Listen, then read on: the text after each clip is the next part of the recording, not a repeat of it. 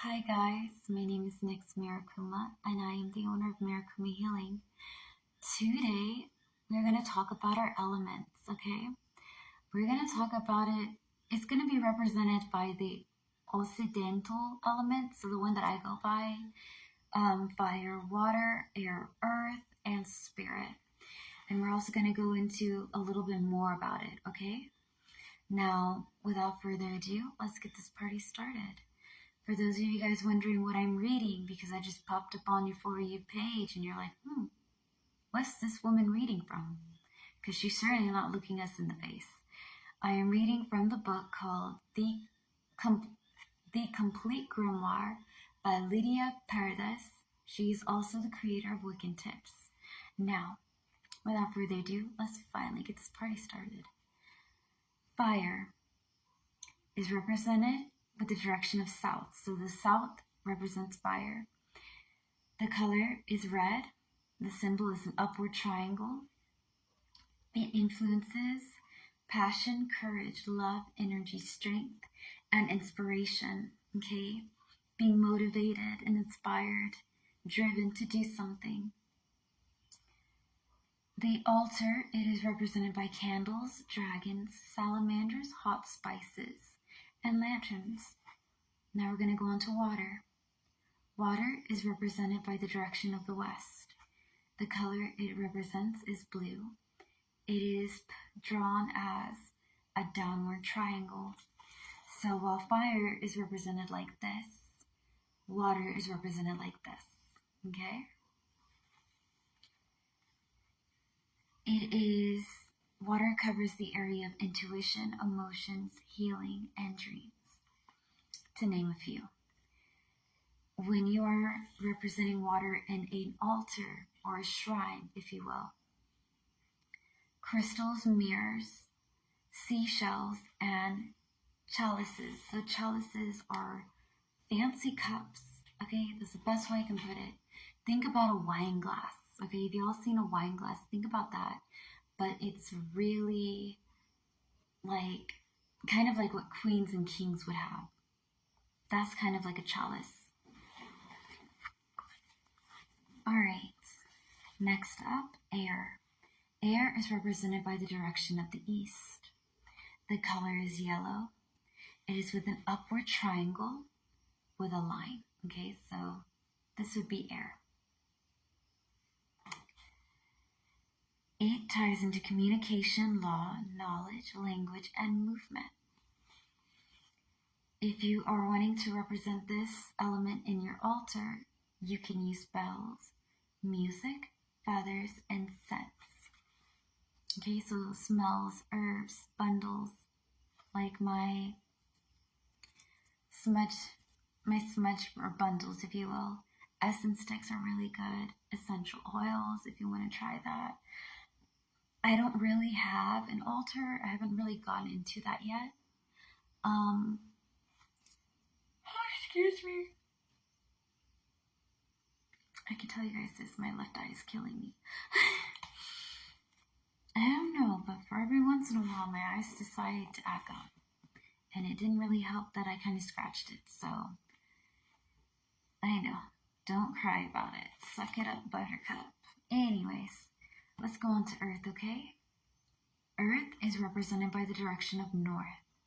The colors that represent Earth is green and brown. Downward triangle with a line. I can't do the line, but you can get it, okay? So it's downward triangle with a line across. Kind of like the opposite of this. It's kind of like that. Alright, this element ties into fertility, stability, hard work, resilience, and family, alright? If you want to represent Earth or have an Earth-like element in your altar, you can use soil, wood, crystals, plants, and animal representation. Now the fifth one, last but never least, spirit, is represented by center. Okay, so the direction of center is like right in the middle where these paths, okay, when this path and this path meet, right? Where it meets is the center. The center is spirit. The color that represents spirit is purple. it is represented as a circle for the symbol. So if you see something like this, it most likely means spirit. It ties into witchcraft, connection, psychic abilities, and spiritual realm. You can represent the spirits as circles, wheels, spirals, and webs. Now, this also is going to go into more details, okay? So what I'm reading is what's going to go into more of the elemental aspects. Further divided into 5 stages or elements, there are some important differences in the way the Chinese tradition and the ancient Occidental cultures approach these elements. My tradition is Celtiberian, and it is influenced by the Occidental practice. So the Occidental, again, guys, is fire, water, earth, air, spirit. The Chinese one, I can remember 3 off the bat of my head. The Chinese one is wood, fire, earth, metal, and water. There is a difference, but you can use either or depending on how you feel or what your practice ties into, okay? Just because one of us does it another way doesn't mean you can't do it a different way. Okay. Ancient Celts believed in the main elements, earth, fire, and water. These were represented as the Triquetera.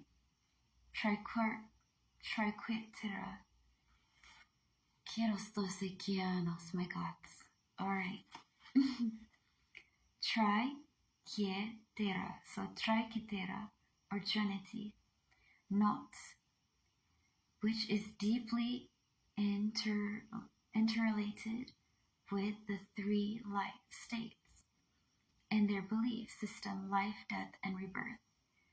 Ancient Greeks divided the universe into 5 elements: fire, water, air, earth, and ether, which is spirit, which when we get to read the Psychic Witch, you're going to get a lot of knowledge on that. You guys are going to love that book. Alright, or quintessence. Nowadays, in many Occidental witchcraft practice, the elements of ether has been substituted with the element of spirit. Everything around us, includes us, is made up from the 5 elements. The elements work together, and the 5th element, the spirit, is what allows the other 4 to function in unison. At the same time, the spirit is also part of the universe. It helps create. An easy way to visualize this concept is imagining the 5th element as a web that connects everything. Although the 5 elements work collectively, each one has different correspondence. The elements are usually represented by a symbol, and the pentacle of the 5-point star surrounded the circle. Each point of the star represents one of the elements, linked by one unique line, and the circle embodied the line of life. One that has no beginning or end. The pentacle has became a powerful symbol and represents a belief system, and also contains the energy of the universe as a whole. So we are going to, I guess we're going to try reading. I think I can finish it in one go. Witchcraft is strongly related to a natural process that occurs in our body, plants, and universe. Personally, I encourage all witches to learn the science behind nature, the cycle of the seasons and the phases of the moon, the rhythm of the tides, and so on.